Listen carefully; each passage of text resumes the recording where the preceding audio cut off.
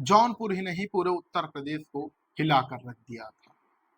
30 नवंबर यानी दीपावली के एक दिन पहले और भैया दूज के 3 दिन पहले की घटना जौनपुर में ऐसी घटित हुई कि एक माँ और एक बहन और एक पिता हमेशा हमेशा के लिए अपने बेटे और अपने भाई को खो दिए। वो बहन चीख चीख कर चिल्ला रही कि क्या मेरा भाई लाकर कोई देगा। कोई नहीं सुन रहा।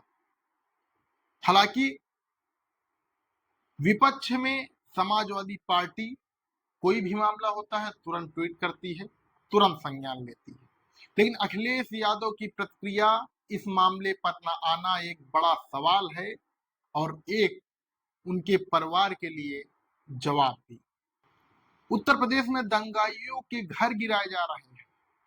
क्या दंगाइयों के घर केवल गिराए जाएंगे? क्या दंगाइयों के घर पर केवल बुलडोजर चलेंगे? क्या दंगाइयों के घर को केवल तोड़ा जाएगा?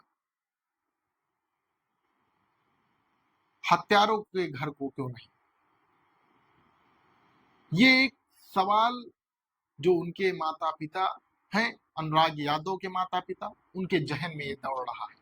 केवल दंगाइयों पर ही क्यों बुलडोजर चल रहा है? हत्यारों पर नहीं चल सकता? बुलडोजर की आस लगाए बैठे दर दर की ठोकरें खा रहे अनुराग के पिता। हालांकि नेशनल मीडिया की अब बात करें तो नेशनल मीडिया भी कुंडली मारकर बैठा हुआ है। वो इन सब चीजों की ओर ध्यान ही नहीं दे रहा। वो केवल अंतरराष्ट्रीय समाचार दिखा रहे हैं, अंतरराष्ट्रीय न्यूज दिखा रहे हैं, रूस यूक्रेन दिखा रहे हैं, इजराइल दिखा रहे हैं। अरे यहाँ क्या हो रहा उसको दिखाइए, यहाँ किसकी हत्या हो गई उसको दिखाइए, यहाँ एक बच्चे का गला तन से अलग कर दिया गया। आप सोचिए कि अगर उसकी माँ के पैरों में जाकर उस बच्चे का सर गिरा, उस माँ पर क्या बीत रही होगी। दीपावली के एक दिन पहले का मामला है। अब उनके पिता आस लगाए बैठे हुए हैं कि कब बुलडोजर, आखिर हत्यारों के घर पर बुलडोजर कब चलेगा। 3-4 दिन बीतता है, वहां पर कोई नजर नहीं आता। लेकिन जैसे जैसे टाइम बीतता गया उसके बाद वहां पर नेताओं का आना शुरू हुआ। सपा नेता भी आए, उन्होंने अपनी प्रतिक्रिया दी। केवल राजनीति हो रही है और कुछ नहीं। केवल वहां पर अभी आज 5वां दिन है।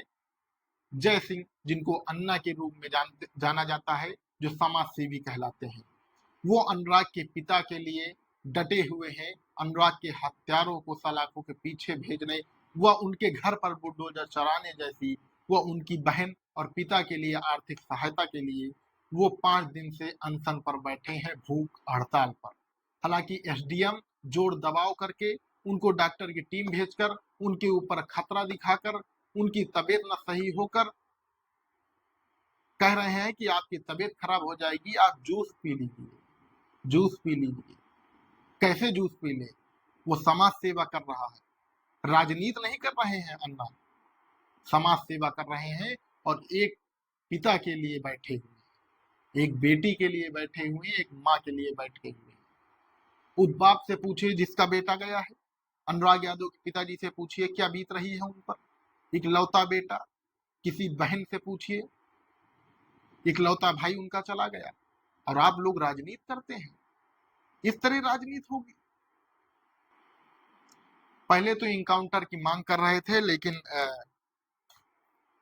जेल में जाने के बाद इनकाउंटर नहीं होता। वो बात अलग की है कि अचानक गाड़ी पलट जाए। आपने देखा उत्तर प्रदेश में कई बार ऐसा हुआ कि गाड़ी भी पलटी गई, अस्पताल के अंदर भी मौतें हो गई।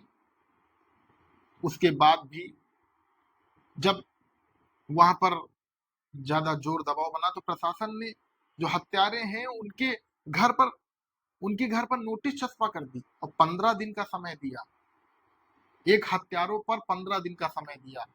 जिनके ऊपर हत्या का आरोप है उनके घर को गिराने के लिए प्रशासन ने 15 दिन का दिया। लोग कह रहे हैं कि 2 या 3 दिन में गिरा देना चाहिए, 2 या 3 दिन का समय देना चाहिए, और 15-15 दिन का समय मिल रहा है। जय सिंह उर्फ अन्ना, आज 5वां दिन है उनका, धरने पर बैठे हुए हैं, अनशन कर रहे हैं, भूख हड़ताल कर रहे हैं। आज उनकी थोड़ी तबीयत खराब हुई तो डॉक्टर की टीम, आला कमान, प्रशासन के साथ पूरा पहुंच गया और एसडीएम साहब वहां के कहने लगे कि तबीयत खराब हो जाएगी, इसको पी लीजिए। अरे क्यों पी लिए भाई, क्यों पी लिए? समाज के हित के लिए वो कार्य कर रहा है, एक पिता के लिए बैठे हुए हैं, भूख हड़ताल कर रहे हैं। हालांकि अनुराग के पिता ने उनको समझाया, अन्ना को, लेकिन वो मानने को तैयार नहीं। वो कह रहे हैं जब तक उनके घर में सरकारी नौकरी और कई ऐसी बड़ी सुविधाएं हैं जो देना चाह रहे हैं, और ये सुविधाएं बनती भी हैं, क्योंकि किसी का बेटा गया है तो उसके पिता से पूछे कि उसके ऊपर क्या बीत रही होगी। तब तक के लिए चलते हैं, एक और नई कहानी लेकर आपके लिए हाजिर होंगे। नमस्कार।